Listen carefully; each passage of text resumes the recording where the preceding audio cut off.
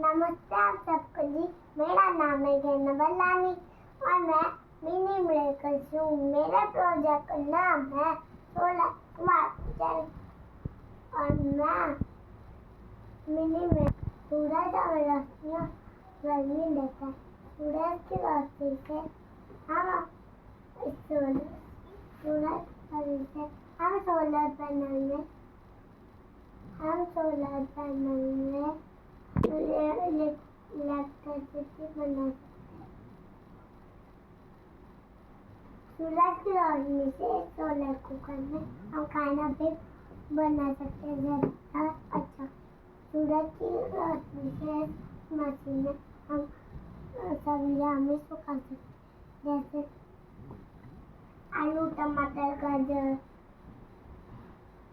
इस सूरज की रोशनी से इस वाटर हीटर में हम पानी भी गर्म कर सकते हैं, जिससे हम नहा सकते हैं। इसी तरीके से हम अपनी नेचर को क्लीन और cleaner. Have a wonderful day. Thank you.